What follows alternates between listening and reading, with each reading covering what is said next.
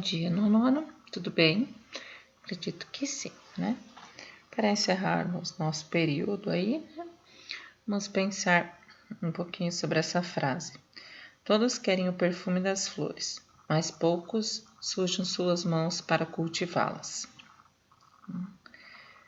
Essa frase a gente pode trazer para o nosso dia a dia, né? Para a nossa vida escolar, para a nossa vida familiar, digamos assim, né? Para o nosso trabalho. Todos querem ter os benefícios, querem colher os frutos, mas produzir esses frutos precisa sujar as mãos, precisa trabalhar, precisa estudar, precisa correr atrás, né? Então, muitas vezes as pessoas querem apenas o perfume, mas chegar a produzir essas flores para ter o perfume é uma coisa um pouquinho mais complicada, né? As pessoas têm mais preguiça, digamos, para isso. Hoje nós encerramos o capítulo 15, então, com a segunda parte, da página 34 à página 45, e esse capítulo fala sobre a guerra, Segunda Guerra Mundial. A nossa parte para esta aula, então, vai começar falando sobre a Operação Barbarossa, acho que sim, né? Existia o Tratado Ribbentrop-Molotov, que tinha sido assinado em agosto de 1939, em que a União Soviética já sabia que uma guerra contra a Alemanha seria inevitável, porque a Alemanha pregava o fim do comunismo e a ocupação do leste europeu. Então, eles já estavam prevendo isso daí, né? E aí, né, além dessa situação ainda, os britânicos tiveram acesso aos projetos alemães a partir da máquina Enigma, e o governo da União Soviética então passou a receber informações sobre a movimentação dos nazistas para um ataque no leste europeu. E aí, na madrugada de 22 de junho de 1941, então a Alemanha iniciou o ataque à União Soviética, ao episódio então conhecido, chamado como Operação Barbarossa. Nessa linha ofensiva, né, em torno de 3.000 quilômetros, tinham 3 cidades como alvo: Leningrado, Moscou e Kiev. Os alemães contavam com uma participação aí em torno de 3 milhões de soldados prontos para invadir, e isso fez com que eles conseguissem chegar rapidinho a Leningrado. Tá? Eles chegam até Leningrado, mas a cidade resiste. E os alemães mantiveram lá um cerco de praticamente 1.000 dias, quase 1.000 dias, 900 dias. E isso fez com que a população, muitas dessas pessoas morressem, né, de fome ou pela guerra. Só que com o tamanho do território russo, as tropas alemãs, elas avançavam e elas ficavam cada vez mais longe dos suprimentos dela. E aí o Hitler ordenou então que antes de ocupar Moscou, os campos férteis da Ucrânia fossem conquistados e exigiu o envio de novos soldados para aquela região. Os alemães vencem os ucranianos e num período em que o inverno estava começando a se anunciar aí. Aí o que o Stalin vai fazer? Ele vai convocar o povo russo para agir contra o invasor, utilizando a tática da terra arrasada. O que era a tática da terra arrasada? A população toda devia fugir em direção ao leste, levar tudo aquilo que fosse útil para eles, né, para os soldados, para os alemães, e destruindo aquilo que eles não conseguissem carregar. Ou seja, né, eles vão detonar todo aquele território, que eles conseguem levar, eles vão levar, o que não conseguir, eles vão colocar fogo. E isso vai deixar os alemães sem condições, digamos assim, né, de seguir o projeto deles. E ainda por cima, né, as mensagens que os britânicos decodificavam foram repassadas para os soviéticos, trazendo boas notícias para eles, né, que os soldados das tropas alemãs estavam enfraquecidos, esfomeados e doentes. E como isso se tratava de um frio extremamente intenso, chegando à temperatura de 30 graus negativos, né, os tanques e os carros alemães acabavam atolando na lama por causa da chuva, por causa das nevascas e tal, né? Então, acabou atrapalhando aí os planos alemães. Em relação à Guerra do Pacífico, os Estados Unidos, desde o início do século XX, não via com bons olhos o desenvolvimento econômico e militar do Japão. E aí buscou conter o avanço desse país. O Japão era um aliado da Alemanha. E para isso, então, o que os Estados Unidos vão fazer? Vão bloquear os capitais japoneses investidos em seu território e anunciam que vão fazer empréstimos ao governo da China, que estava em guerra com o Japão desde 1937. Então, ao invés dele, né, vai cortar as relações com o Japão e vai ajudar um outro país. E aí, em meados de 1941, as tropas japonesas vão invadir a Indochina, que é uma colônia francesa. Então, ele está atacando os aliados aí. Os Estados Unidos interromperam o fornecimento de grande quantidade de petróleo ao Japão. E depois de várias negociações, os japoneses então optam em atacar os Estados Unidos.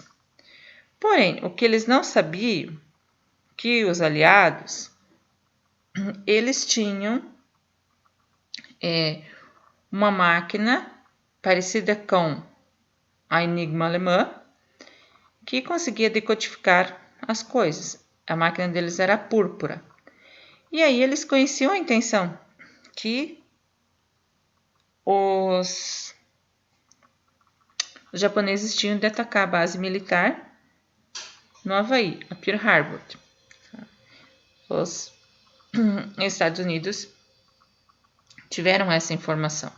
Mas mesmo sabendo dessa intenção japonesa, no dia 7 de dezembro, sem que houvesse qualquer declaração de guerra, cerca de 300 aviões japoneses vão chegar a Pearl Harbor sem ser detectados e vão destruir os navios e os aviões estadunidenses, além de deixar milhares de mortos ou feridos. Então, esse ataque do Japão à base dos Estados Unidos vai ser um dos motivos para a entrada dos Estados Unidos na Segunda Guerra Mundial, e isso deu um certo controle aí do Japão sobre o Oceano Pacífico nos meses seguintes. Ok? Aí vocês têm uma citação lá para o exercício 4, que diz assim: com sua reserva de petróleo chegando a um nível crítico e com todas as propostas de acordo sendo recusadas pelos anglo-saxões, os japoneses não tiveram outra alternativa a não ser atacar, o que era esperado pelos norte-americanos. Mas Roosevelt, face a uma opinião pública pacifista e à posição dos políticos isolacionistas, precisava de uma justificativa para entrar na guerra. O traiçoeiro ataque a Pearl Harbor deu-lhe a justificativa do que necessitava com um amplo apoio interno. Então, um texto aí que está mencionando, está fazendo referência ao ataque de Pearl Harbor e uma justificativa, digamos assim, né, para o presidente entrar então para a Segunda Guerra Mundial. E aí vocês têm uma tabela lá na página 38 para ser respondido. Então, qual era o interesse japonês no Oceano Pacífico? Conquistar territórios que eram ricos em matéria-prima para sustentar a indústria japonesa que estava em ascensão. Quais eram inimigos dos japoneses no Extremo Oriente? todas as potências europeias que possuíam colônias na região e os Estados Unidos que estavam expandindo seus negócios no Extremo Oriente. Quais foram medidas tomadas pelos Estados Unidos a partir da expansão japonesa? Eles vão auxiliar a China na guerra contra o Japão, vão bloquear os capitais japoneses investidos no país e vão bloquear o comércio de matérias-primas, com tentativa de enfraquecer o Japão, então. Qual é a causa imediata para o ataque japonês a Pearl Harbor? O acesso japonês a grande parte do petróleo que compravam. O modo como os Estados Unidos tomaram conhecimento do ataque japonês. Eles capturaram uma máquina de decodificação japonesa, púrpura, e conseguiam interceptar, então, as mensagens secretas japonesas, mas que ali acabou não ajudando, né? E qual foi uma consequência do ataque japonês a Pearl Harbor? A declaração de guerra da Alemanha e da Itália aos Estados Unidos, levando essa potência a acabar com seu isolacionismo e entrar na Segunda Guerra Mundial. Tá? Esse é, se não me engano, o exercício que a prof propõe para vocês postarem. A contraofensiva dos aliados. Então, com a entrada dos Estados Unidos, ela traz um certo alívio, né, para os países ocupados pelo eixo, pois a capacidade de produção, matéria-prima e armamento dos Estados Unidos, e além do envio de tropas para enfrentar o eixo, poderia acabar com os conflitos, ou seja, a União Soviética e a Inglaterra não estavam mais sozinhas aí na guerra, mas era distante aí, de certa forma, né? Entre 1942 e 1943, ocorreram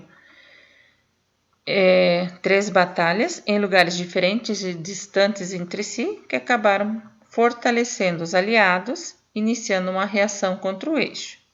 Então foram elas as batalhas de Midway, a batalha de Alamein e a batalha de Stalingrado. Isso vocês têm na página 39. Dessas 3, Stalingrado foi a batalha considerada uma das mais violentas da história. Em uma única cidade, cerca de 1 milhão de soldados, tanto soviéticos quanto tropas do eixo, estavam em combate. Então, é uma das guerras e uma das batalhas famosas aí. E houve a rendição por parte deles, dos alemães, mesmo contra as vontades de Hitler. Depois vocês tinham lá vocês têm a chegada dos aliados à Itália. Então, eles vão conquistando o norte da África e as tropas desembarcam na ilha de Sicília e passam a atacar a Península Itálica. A população italiana sofre com a guerra e com os racionamentos, além dela estar descontente já com os sucessivos fracassos do Mussolini. E aí eles apoiam a ideia do rei Vítor Emanuel III de demitir o Mussolini do cargo de primeiro-ministro e ordenar a sua prisão. Com a ajuda,